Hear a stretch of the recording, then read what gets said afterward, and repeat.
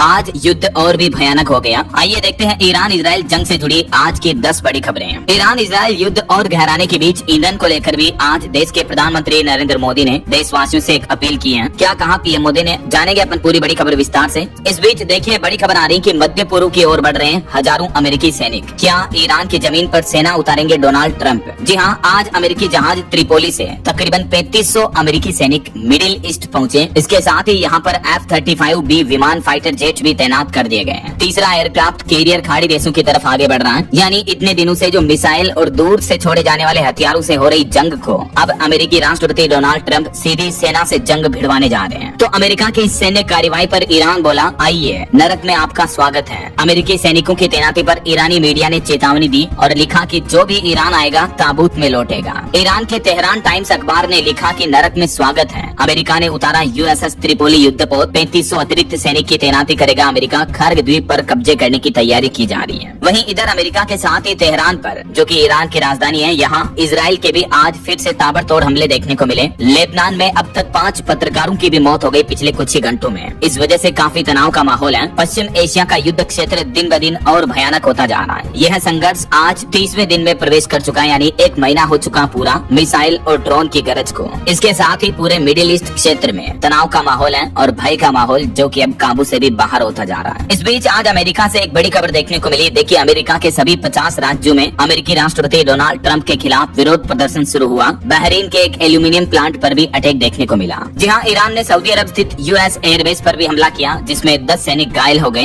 और अभी एक दिन पहले आपको बता दूं, ईरान ने दुबई में भी US ठिकानों पर हमला किया था। यहाँ भी 500 अमेरिकी सैनिकों को निशाना बनाया गया। तो UAE, दुबई, सऊदी अरब समेत कई देशों में जहाँ भी अमेरिका के सैन्य अड्डे बने हुए हैं, वहाँ ईरान अब हमले कर रहा है। कई सैन्य उपकरण भी नुकसान हुए हैं। इस वजह से अब तक 300 से ज्यादा अमेरिकी सैनिक के घायल होने की भी खबर है। इस बीच अमेरिका ने आज नए एयरक्राफ्ट कैरियर तैनात करना भी शुरू कर दिया है। और पूर्व भारतीय डिप्लोमेट्स ने भी एक चेतावनी दी। कहा कि जंग खत्म होने के संकेत नहीं दिख रहे हैं। मिडिल ईस्ट में जारी जंग के खत्म होने को लेकर अभी भी अनिश्चितता बनी हुई है। भारत के पूर्व राजनयिक KP फेबियन का ये कहना है कि ये संघर्ष जल्द खत्म नहीं हो सकता है। इस बीच अमेरिका के राष्ट्रपति डोनाल्ड ट्रंप के खिलाफ आज लाखों लोग सड़कों पर उतर आए। अमेरिका के 50 राज्यों में विरोध प्रदर्शन देखने को मिला। नो किंग्स आंदोलन के तहत पूरे अमेरिका में हजारों लाखों लोग सड़कों पर आ गए। आयोजकों के मुताबिक सभी 50 राज्यों में 3200 से ज्यादा जगहों पर विरोध प्रदर्शन किया गया, क्योंकि ट्रंप जो दुनिया भर के देशों पर हमला कर रहे हैं, उल्टे सीधे फैसले ले रहे हैं। इस वजह से अमेरिकी नागरिकों को भी काफी परेशानी हो रही है। वहाँ भी महंगाई बढ़ रही है, वहाँ भी हालात खराब हो रहे हैं। यही वजह है कि लोग विरोध प्रदर्शन करने में जुट चुके हैं। अब ट्रंप की नीतियों और ईरान युद्ध के खिलाफ अमेरिका से लेकर यूरोप तक भारी विरोध देखने को मिल रहा है। न सिर्फ अमेरिका में बल्कि दुनिया के कई देशों में लाखों लोग सड़कों पर उतर आए। अमेरिका में राष्ट्रपति डोनाल्ड ट्रंप की नीतियों के खिलाफ नो किंग्स प्रोटेस्ट हुआ, जिसमें US के सभी 50 राज्यों के साथ साथ लंदन, पेरिस और रोम जैसे शहरों में भी लाखों लोगों ने प्रदर्शन करके अपना विरोध दर्ज कराया। और इस विरोध के पीछे केवल युद्ध ही नहीं है कारण, बल्कि और भी कई अन्य सामाजिक और आर्थिक मुद्दों को भी उठाया गया, क्योंकि युद्ध की वजह से दुनिया भर के कई देशों में महंगाई बढ़ रही है। ट्रांसजेंडर के अधिकारों और मानवाधिकार कार्यकर्ताओं ने बैनर और पोस्टर लहराए। ये तस्वीरें आप देख सकते हैं। और इस बीच बड़ी खबर आ रही कि युद्ध में सब कुछ तबाह हो रहा है। तेहरान यूनिवर्सिटी पे हमले के बाद अब तनाव का माहौल और बढ़ गया। तेल और ऊर्जा के बाद विश्वविद्यालय, स्कूल, कॉलेज, यूनिवर्सिटियों को भी निशाने पर लिया जा रहा है, यानी इन जगहों पर भी हमले किए जा रहे हैं। पश्चिम एशिया में जारी तनाव के बीच ईरान की Islamic revolutionary guard corps IRGC ने अमेरिका और इजराइल से जुड़े विश्वविद्यालयों को लेकर बड़ा सख्त बयान जारी किया है। IRGC ने चेतावनी दी कि उनके क्षेत्र में स्थित अमेरिकी और इजराइल यूनिवर्सिटी भी अब वैध निशाना बन सकते हैं, यानी वो इन यूनिवर्सिटी कॉलेजों पर भी हमला कर सकते हैं। ईरान ने साफ साफ चेतावनी दे दी कि अमेरिका के और इजराइल के जहाँ भी दूसरे देशों में भी कॉलेज, यूनिवर्सिटी बने हुए हैं, उन पर भी वो हमला करेंगे। और वहीं देखिए बड़ी खबर दोस्तों, खाड़ी देशों में चल रही युद्ध की मार का असर हमारे भारत के भी किसानों पर पड़ रहा है, क्योंकि खाड़ी देशों में नहीं भेज पा रहे हैं उत्तर प्रदेश, पूर्वांचल की सब्जियां। लाखों का नुकसान हो रहा है, क्योंकि यहाँ से संयुक्त अरब अमीरात के शारजाह, कतर, बहरीन जैसे खाड़ी देशों में सब्जियों का एक्सपोर्ट होता है, लेकिन सब्जियों का निर्यात ठप होने से किसानों की परेशानियां बढ़ गई है। 1 महीने से निर्यात बंद होने के कारण कारोबार टूटा हुआ है। वाराणसी एयरपोर्ट से भी कई उड़ानें रद्द हैं। और अगली बड़ी खबर देखिए, ईरान जंग पर पाकिस्तान ने 3 देशों के साथ मीटिंग शुरू कर दी। सऊदी, तुर्की और मिस्र के विदेश मंत्री पाकिस्तान के इस्लामाबाद पहुंचे।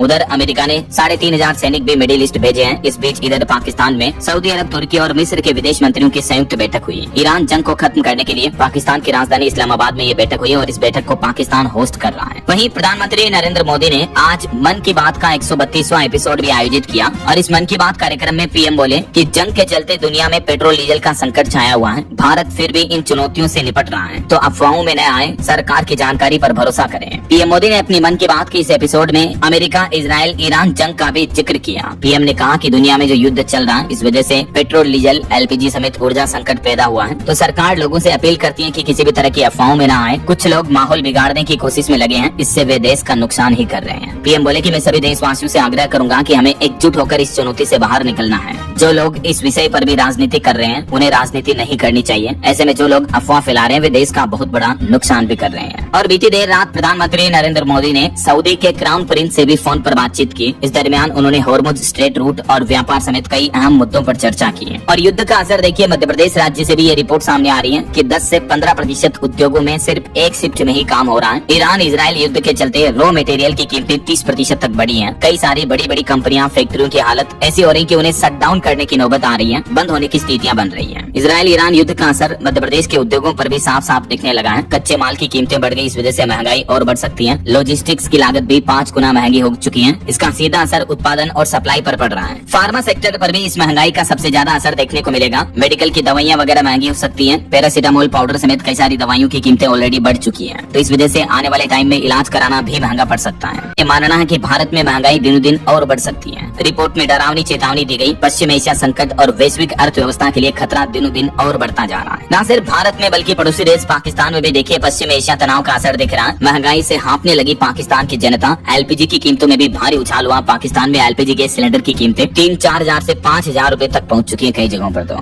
इस बीच खबर है, ईरान ने युद्ध खत्म करने के लिए अब एक नई मांग रखी है अमेरिका के सामने, जो कि ईरान देश को मालामाल कर सकती है, अरबों डॉलर की कमाई होगी। दरअसल ईरान की सबसे पहली मांग तो ये है कि हॉर्मुज रूट को ईरान छोड़ना नहीं चाहता है, और दूसरा, हॉर्मुज रूट पर अब टैक्स वसूला जाएगा, टोल टैक्स की तरह। यहाँ से गुजरने वाले जो बड़े बड़े जहाज होंगे, उनको टोल देना अनिवार्य होगा। ये प्रमुख मांग वे रखी है अमेरिका के सामने ईरान ने। वैसे अभी भी हॉर्मुज स्ट्रेट पर ईरान पहरा बनाए हुए है। भारत समेत कुछ मित्र देशों के जहाजों को छोड़ दी जा रही है। लेकिन ऐसे में सवाल ये कि क्या अभी यहाँ से टोल वसूला जा रहा है? तो फिलहाल तो टोल वसूला नहीं जा रहा, लेकिन ईरान के संसद भवन में इस टोल वसूली के मुद्दे को लेकर समर्थन बना, और जल्द ही हॉर्मुज रूट से गुजरने वाले सभी जहाजों को अब यहाँ से चार्ज देना पड़ेगा। हॉर्मुज रूट के दोनों ओर तकरीबन 2000 जहाज हरी झंडी मिलने का इंतजार कर रहे हैं, फंसे भी हैं दुनिया भर के अलग अलग देशों से। और इधर डोनाल्ड ट्रंप का प्लान है हॉर्मुज रूट को अपने कब्जे में ले लिया जाए। अमेरिका इस पर कब्जा करना चाहता। बीते दिन तो उन्होंने इसे स्ट्रेट ऑफ ट्रंप भी कहा था। उसके बाद उनका ये बयान